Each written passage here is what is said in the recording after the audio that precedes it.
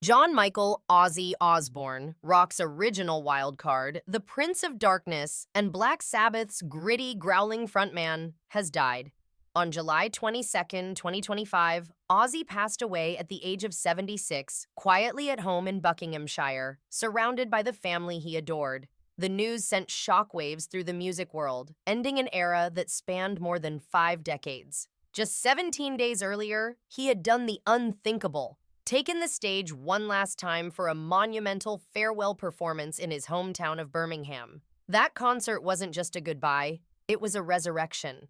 Tens of thousands of fans gathered to witness the legend in action, and the event raised nearly $200 million for Parkinson's research and children's charities. This video isn't just a tribute. It's a journey through Ozzy's final days, the battles he fought, the stage he conquered one last time, and the legacy he left behind. How did a kid from a rough corner of Birmingham become one of the most influential voices in rock history? What was the true cost of a life lived on the edge? And why did that last performance feel more like a spiritual parting than just another show?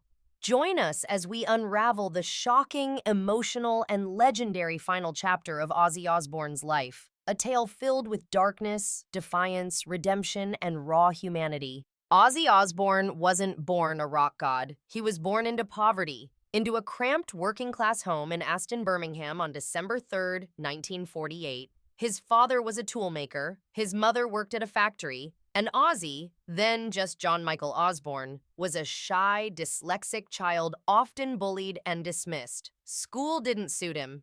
By age 15, he dropped out and floated between odd jobs: plumber's assistant, slaughterhouse worker, even petty burglar. That last gig earned him a 6-week stint in prison. His father refused to pay his fine, but something else was brewing. The moment Ozzy heard the Beatles' "She Loves You," he knew music would save him. By 1968, a band called Rare Breed was forming in his neighborhood. Ozzy joined forces with Tony Iommi, Geezer Butler, and Bill Ward. The group would go through several name changes before landing on a title inspired by a Boris Karloff horror film, Black Sabbath. The band's sound was dark, ominous, and unlike anything the world had heard. Their debut album was recorded in just 12 hours, raw and urgent, and it set the stage for a musical upheaval.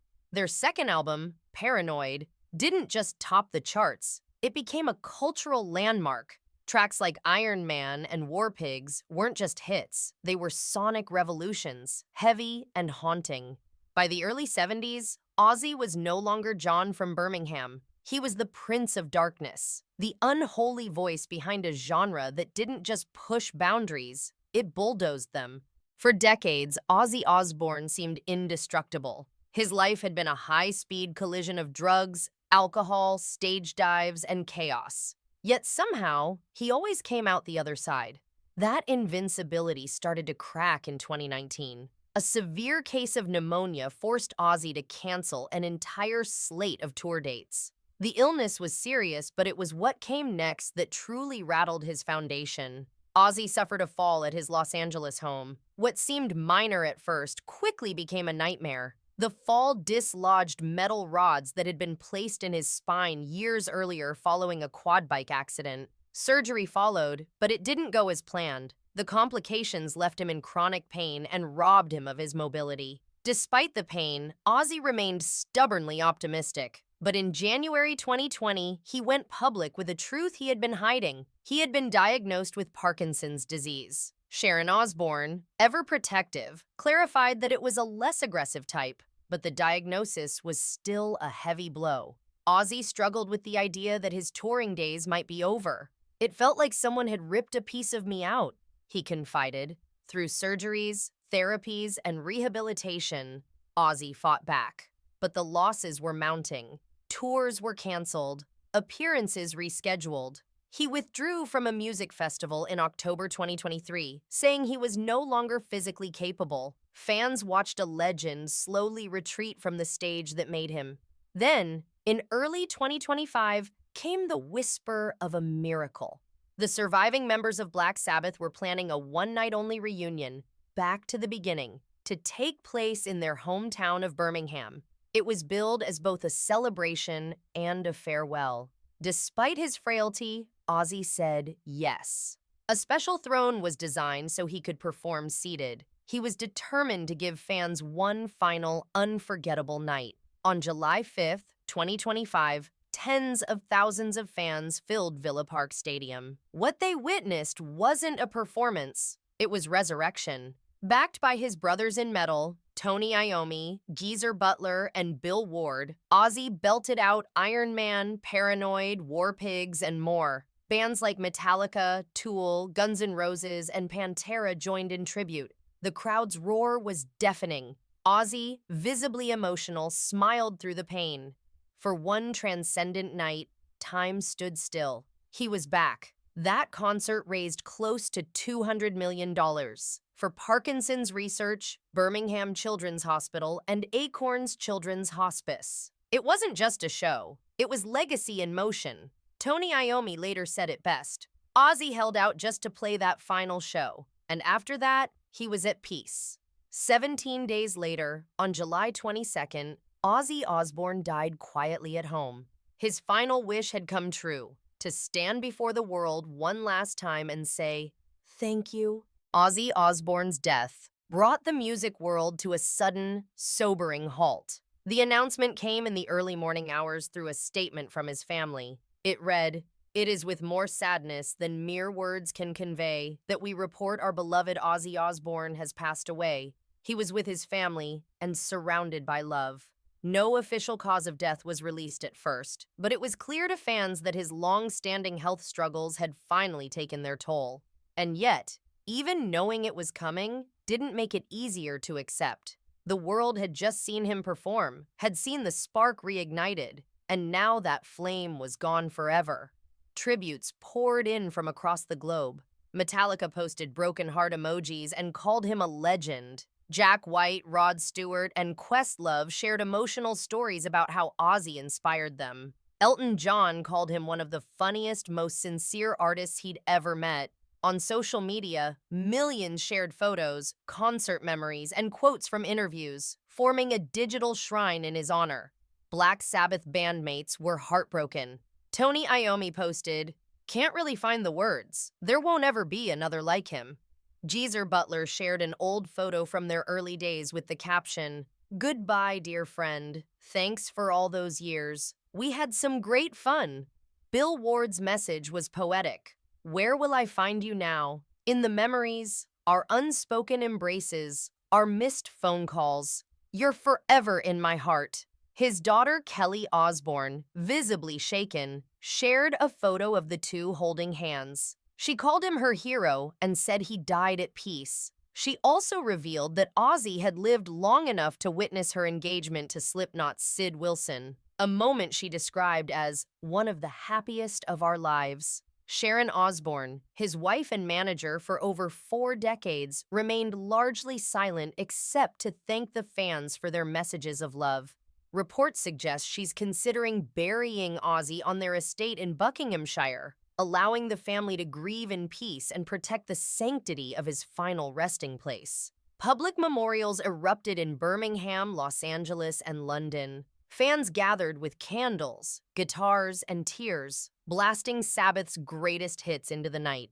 A digital billboard in Times Square ran a tribute for 24 hours. Even churches held vigils, a striking contrast for a man once labeled a devil worshiper. Ozzy's death wasn't just the loss of a musician, it was the end of an era of rebellion, honesty, and unapologetic rock and roll. And for many, it felt like losing a wild, unpredictable, but deeply human friend.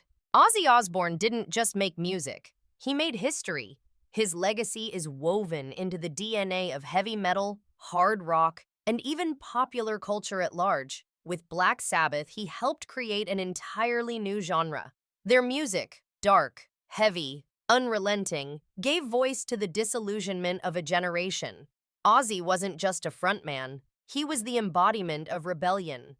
Albums like Paranoid, Master of Reality, and Volume 4 weren't just successful, they were foundational. His shrieking vocals, eerie stage presence, and unapologetic weirdness shaped the genre's sound and aesthetic. Even the infamous bat-biting incident at a 1982 concert in Des Moines became folklore, reinforcing Ozzy's image as an untouchable force of nature. When Black Sabbath fired him in 1979, many thought it was the end. But Ozzy proved them wrong with a solo career that became even more iconic. His debut, Blizzard of Oz, spawned classics like Crazy Train and Mr. Crowley, and introduced guitarist Randy Rhoads to the world. Over the years, Ozzy released 11 solo albums, many of which achieved platinum status. But Ozzy's reach extended far beyond music. In the early 2000s, he became a reality TV pioneer with The Osbournes. The show was chaotic, hilarious, and oddly heartwarming.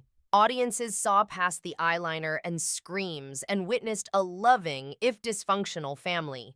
Ozzy became more than a rocker. He became a cultural icon. He won multiple Grammys, including one for I Don't Want to Change the World in 1993, and was inducted into the Rock and Roll Hall of Fame in 2006 with Black Sabbath. Just 2 years before his death, he earned more Grammy wins and was still recording new music. His final collaboration, Gods of Rock and Roll with Billy Morrison, blended orchestral rock with haunting lyrics and served as a final artistic statement. His influence is immeasurable. Nearly every metal or hard rock band that followed owes something to Ozzy, be it in sound, style, or attitude.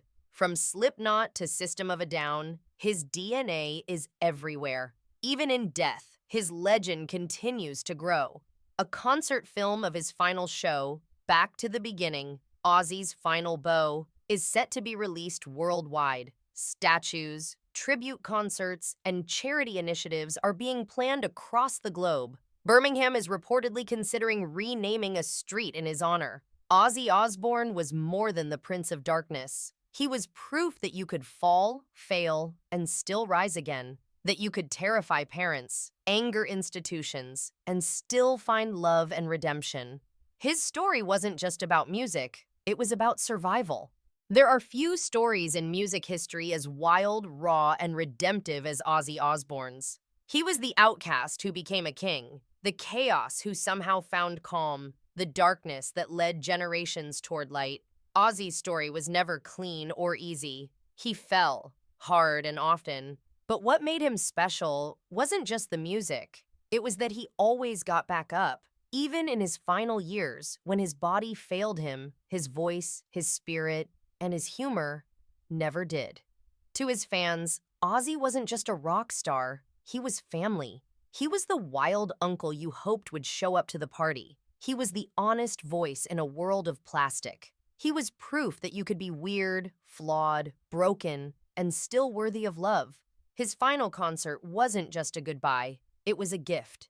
A man who had cheated death 1,000 times gave his audience one final memory, on his own terms. That night in Birmingham was more than music. It was closure.